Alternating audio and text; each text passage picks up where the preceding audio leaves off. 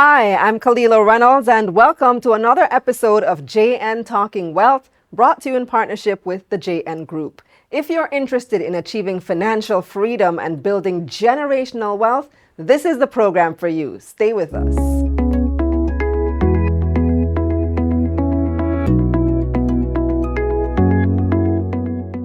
Are you taking care of your financial health?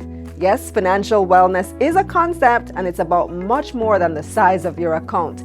It's actually a sense of contentment with your current financial situation and having confidence in your knowledge of what to do with your money. It's also about your ability to withstand unexpected crises such as an economic shock, COVID, loss of your job, or a major health crisis. On this episode of JN Talking Wealth, we'll chat with Rose Miller, who's manager of strategic empowerment programs at the JN Foundation, and she's going to tell us about how we can achieve financial wellness. But before that, let's turn our attention to the spotlight.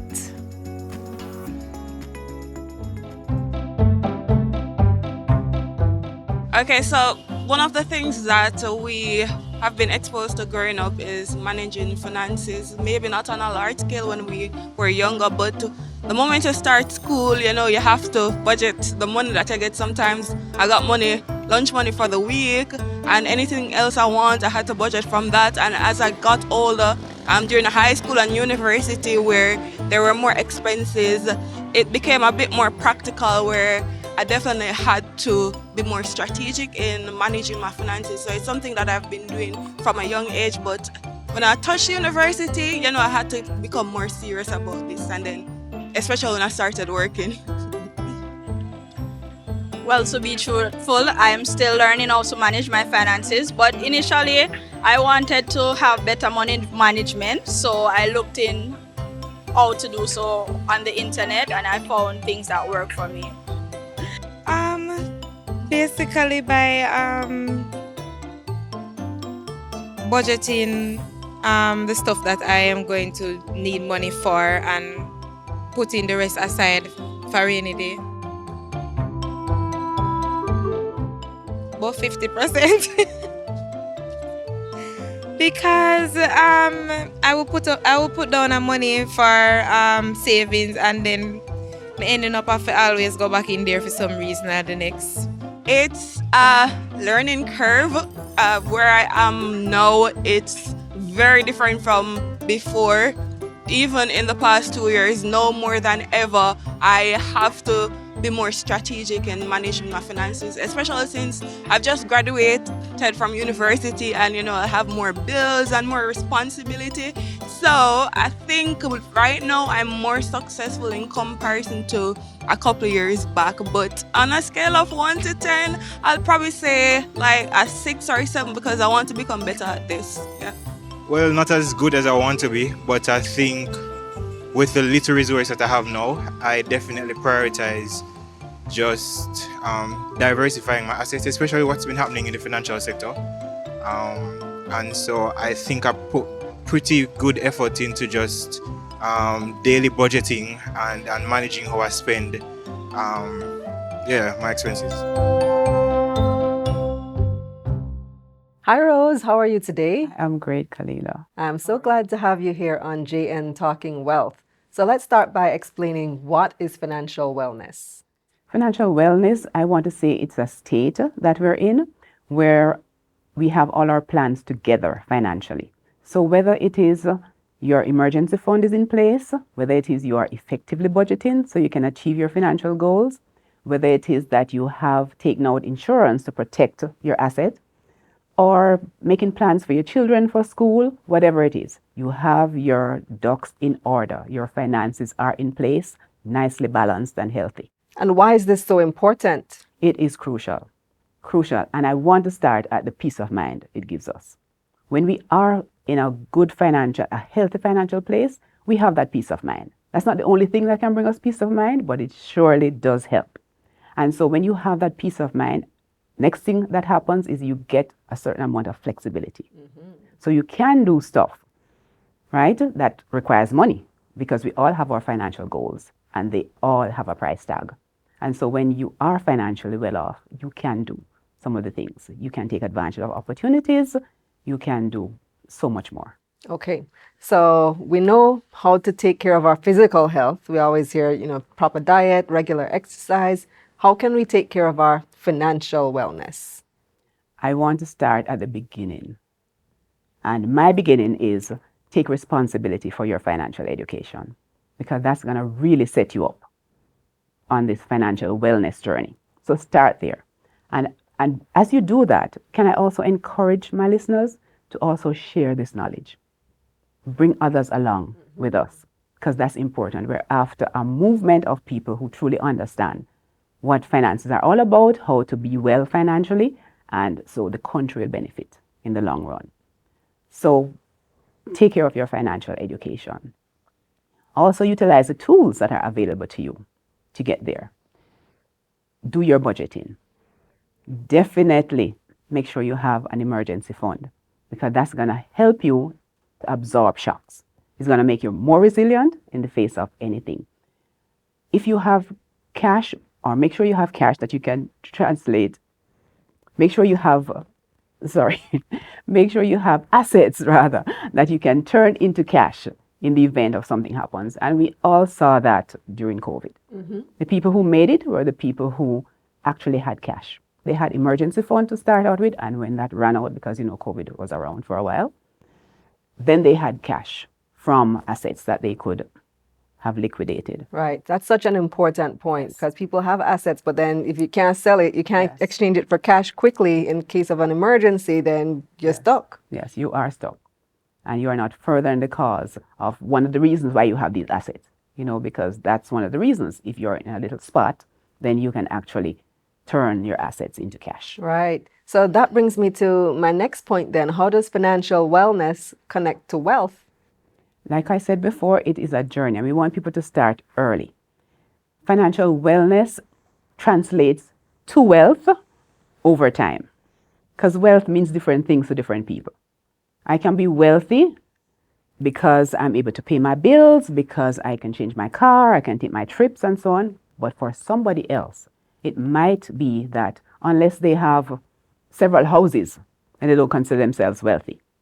So financial wellness will set you up to be wealthy. Understand? Yes.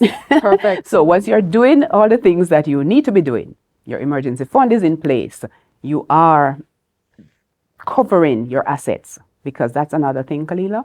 We accumulate these assets, but we never think of protecting them. And so sometimes it doesn't take anything to have those assets wiped out. Very, very important to note. So we have to protect them. So if we are protecting our assets, then that will continue building and increasing, and we get over to wealthy. But it does start with financial wellness. So how does this all tie in with mental and physical health? It does. When you're broke, you are really in a state. Boy, stress. And especially if it's a stressor. When we have no money, it's a stressor. And so a lot of illnesses flow out of lack of funds, whether it is chronic pains, whether it is heart condition, stroke, all kinds of things. And there are some conditions that are worsened with stress. And there are some things that actually start with the stress. Some get worse and some actually start with the stress. And then mental health issues and too. Mental health, because you're depressed, you're not able to go to the supermarket, you're not able to take care of your family, and you are just really stressed out. And you are lonely sometimes, and that just further brings you into depression. So they do connect directly, because everybody deals with money.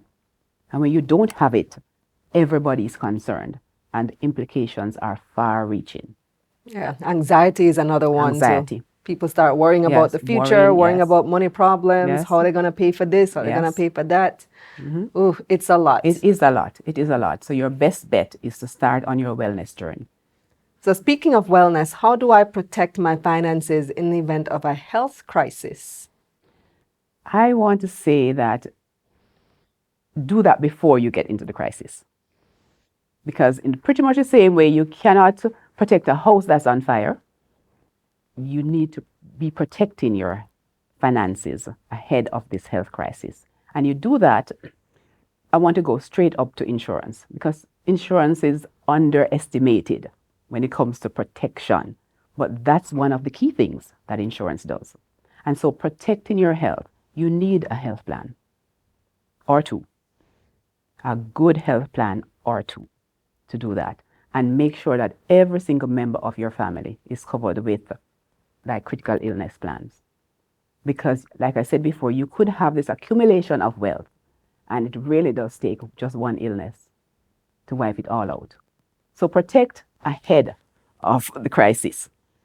Make sure you have coverage and make sure each person is health coverage and make sure each person is covered with like critical illness. Yeah, we've seen that happen so many times, so many time. sad stories. All the time. Well, how do I protect myself? Let's say I get ill and I'm unable to work. How do I protect my income in that case? That's a rough one. Because if you have no emergency fund, well, can we assume that you had an emergency fund? Let's assume that you had an emergency fund. So you're able to draw on that because that's one of the reasons. That's an emergency. So you can draw on the funds once you do have that. But outside of that, then if it's a protracted illness, then you're really in a little spot of bother. I'm going to trust that you were employed because if you're self-employed, that presents another challenge. So if you are employed, you can touch bases with your company to see what's available in terms of benefit. Again, reach out to your family. There are social services, some. There probably are government agencies who are willing to assist. Like I said, if it's protracted, you probably will have to touch bases again with your employer to find out, can you do anything from home? Can you work remotely? Of course, depending on the state of illness and all of that. So that is probably an option. You know, if you are self-employed, Kalilah, it's a whole lot harder because that's key man, right? It's you. And so if you're not able to work, then that's really difficult, you know. So while you are able to, if you're self-employed, make sure you're setting up yourself for financial wellness by taking care of all the things we spoke about. Make sure your emergency fund, make sure you have insurance and all of that. Can critical illness insurance also play a role here? It can, depending on the illness and depending on what's covered. When you buy the insurance, you have to make sure that you know what the coverage is. Because some people just think they have a critical illness plan and that's fine. Only to find out that the particular illness that you have now is not covered. You know, so you have to read those fine lines, know what you have. And even in that state of illness as well, see if you can draw on, hopefully you had insurance, see if you can draw on one of those plans. It may just have something to offer you during this difficult time. Okay. Well, any final words for us, Rose? Yes, I want to encourage my Jamaican people. It is so important, your financial education, because that's where it starts. A lot happens when we're ignorant. And then once you have that whole lifestyle of continuous learning in this way, I want you to share it with those around you, particularly your family and your friends. Let's start there. Because the truth is, if you are the only person with wealth in your family and you have left everybody behind, then don't think you're going to escape. You have to actually plan for them if you're not bringing them along. All right? And do have that conversation. All the extra cousins and aunties will emerge. And you're going to want you know we're related? Yes, you know. Yes, I didn't even know, but yeah, we are. And they can probably substantiate that. But bring them along because it's important, you know. And if we're all heading in the same direction, then we're going to be okay in terms of families and also in terms of nation.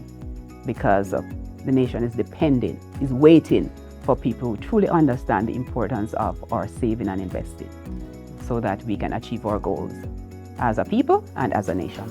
All right. Thank you so much, Rose. And that information was so valuable. I'm sure that you guys learned a whole lot about how you can safeguard your financial health. If you need further information on how you can improve your financial education, check out the financial literacy features at the JN Foundation website. That's jnfoundation.com. And look out for upcoming events from the JN Financial Academy. Now for our giveaway question. What are 3 strategies we can use to achieve financial wellness?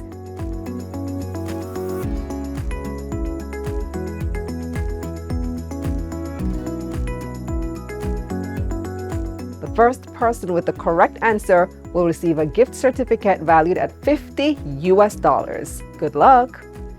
That's all the time we have today. Join us again, same time, same place, for another episode of JN Talking Wealth. Remember to like, subscribe, and share this video, and of course follow JN Foundation on all their social media platforms. I'm Kalilah Reynolds. Until next time.